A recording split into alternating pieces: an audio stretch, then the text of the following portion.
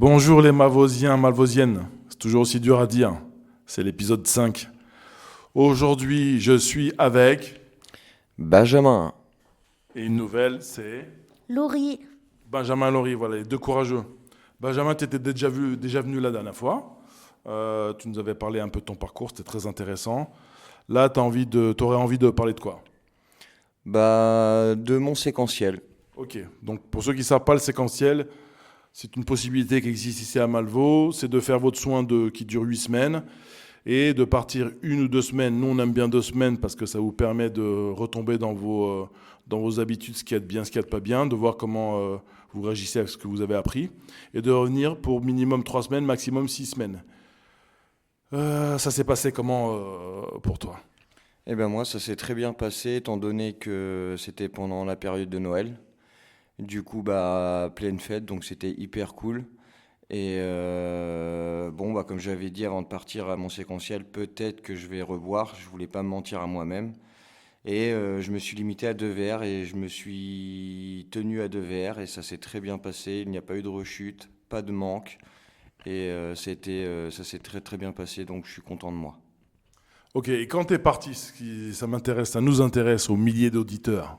Oui, Laurie, tu rigoles, mais on est des milliers, écoutez ça. Est-ce que quand toi t'es parti en séquentiel, t'avais des appréhensions? Tu disais, bon, je vais voir. T'étais dans quel état d'esprit?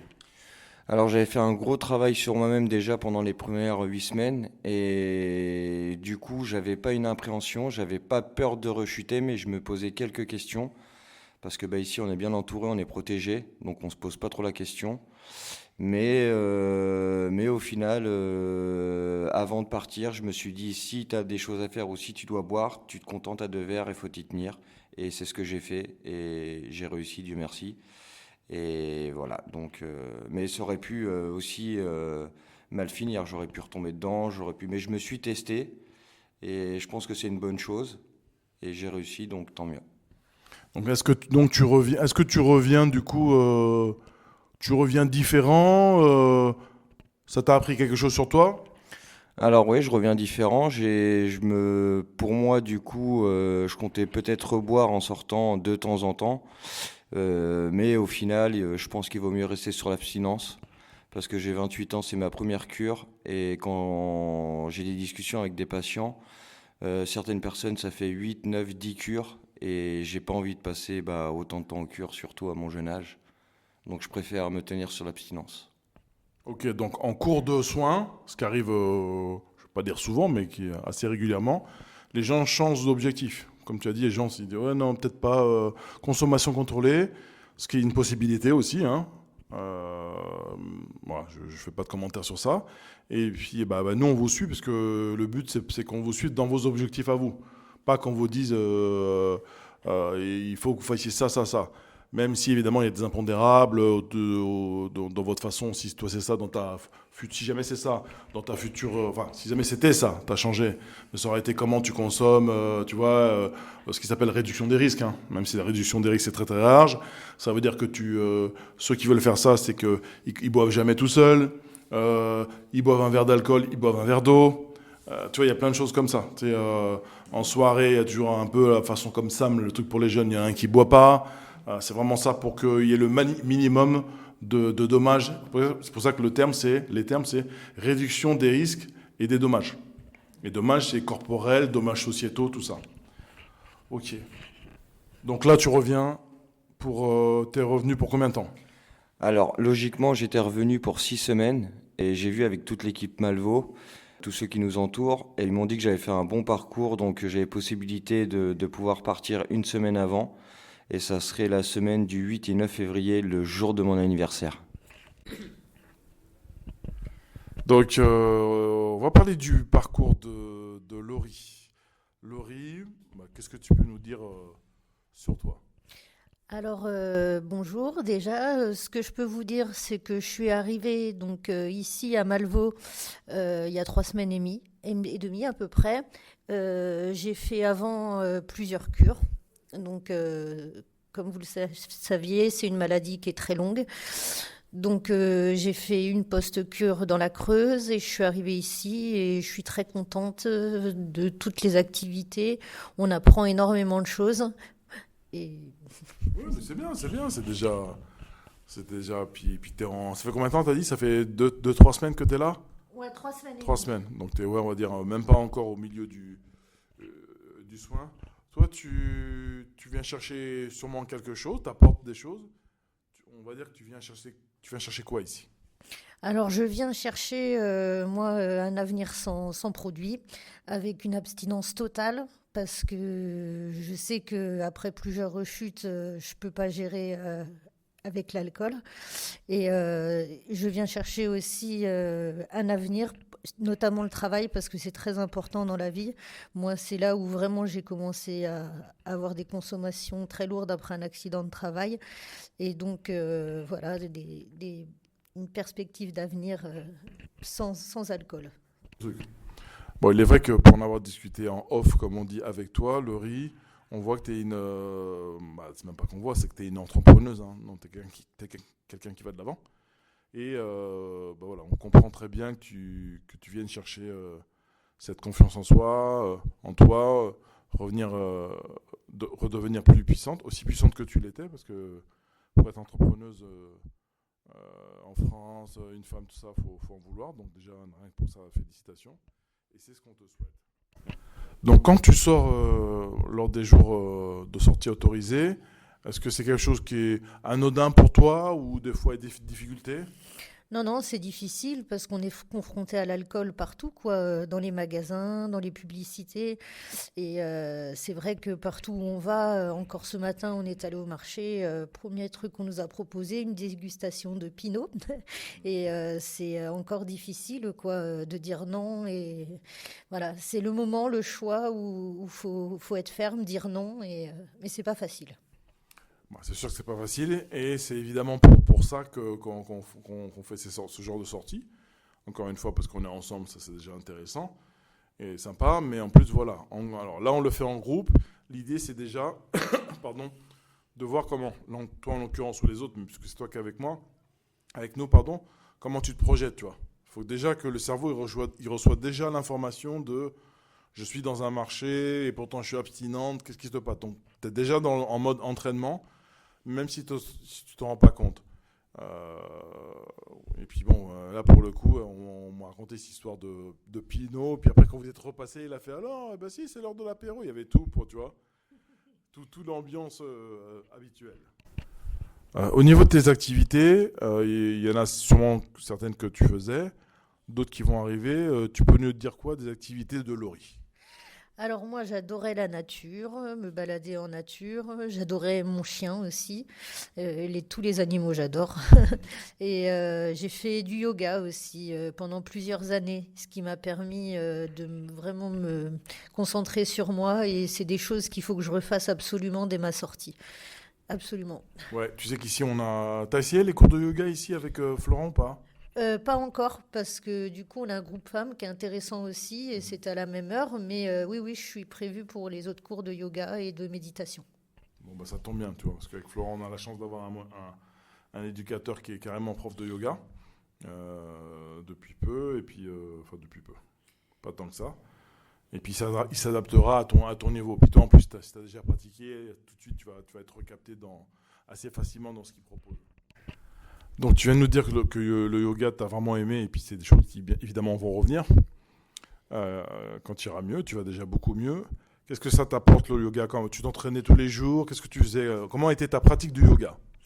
Alors du coup, je le faisais par une association. J'habitais dans les Pyrénées pendant un moment, 18 ans, et j'en ai fait 4 ans dans une association dans les Pyrénées. Après, malheureusement, il y a eu le Covid, donc là, l'association a arrêté. Et donc, j'ai continué toute seule, 1 heure et demie tous les jours après mon travail, et ça me faisait énormément de bien pour le corps et pour l'esprit aussi. Et ça, j'ai envie vraiment de le refaire, quoi. Ben voilà, déjà, tu as déjà d'autres objectifs, mais voilà, tu en as un vraiment bien, le corps et l'esprit, c'est magnifique. Bon, bah écoute, c'était cool de nous avoir expliqué tout ça. Donc Benjamin, je crois que tu as un message aussi à passer, on t'écoute. Alors moi, mon message, c'était pour toutes les personnes qui nous écoutent ou qui écouteront ce podcast. Ouais, j'ai du mal à le dire, mais c'est pas grave. Eh ben, si vous êtes dans l'alcool ou peu importe l'addiction, surtout n'ayez pas peur de franchir le cap, de venir se soigner. Il faut pas avoir de honte, même si, voilà, moi j'ai été dedans, on a peur, on a une part de honte, on n'a pas envie de franchir le cap. Mais vraiment, après, sans le produit, on retrouve un état de vie et franchement, c'est beaucoup, beaucoup, beaucoup mieux. Et de toute façon, on a touché le fond, donc on pourra que remonter. Alors surtout, n'hésitez pas, passez le cap, allez à Malveau ou d'autres centres, c'est pas grave, mais il faut franchir le cap. Oui, et effectivement, venir dans un centre ou aller dans un XAPA, c'est déjà faire le plus grand pas. Après, il reste beaucoup derrière, mais c'est déjà le plus grand pas. Il y a des gens qui, c'est pas encore le moment, c'est pas encore le temps. On espère pour eux qu'ils le fassent un jour. Vous l'avez fait, donc ne serait-ce que pour ça, félicitations. Laurie, toi aussi, pas un message, mais quelque chose que tu voulais dire par rapport à l'entourage des malades, des patients. Tu as envie de dire quoi? Alors moi, j'avais envie de dire à toutes les personnes qui vivent auprès et dans leur famille ou en amis, auprès de quelqu'un qui est malade de l'addiction, que ce soit de l'alcool ou n'importe quel produit, médicaments, drogue, je voudrais leur dire courage, merci aussi pour leur soutien, leur aide, parce que je sais que c'est très dur de vivre auprès d'une personne malade. Moi, je pense à mes parents, je pense à mes enfants, je pense à mes amis aussi, et je sais que c'est dur pour eux, comme c'est dur pour moi, et on les fait souffrir malheureusement à notre même qu'on veut pas, quoi. Et je leur dis merci pour leur soutien. Ok, je crois que le message est passé. C'est vrai que il est vrai plutôt que les gens qui vous entourent, c'est aussi difficile pour eux. Et c'est fait, enfin, je pense, hein, je mets des gros guillemets dans ça, là, c'est juste moi qui parle. Je pense que ça peut faire partie du soin aussi, le fait d'être indulgent. C'est-à-dire que encore une fois, vous avez fait des trucs qu'il fallait pas faire, il fallait faire des trucs que vous l'avez pas fait, vous avez des trucs sous-produits, je parle.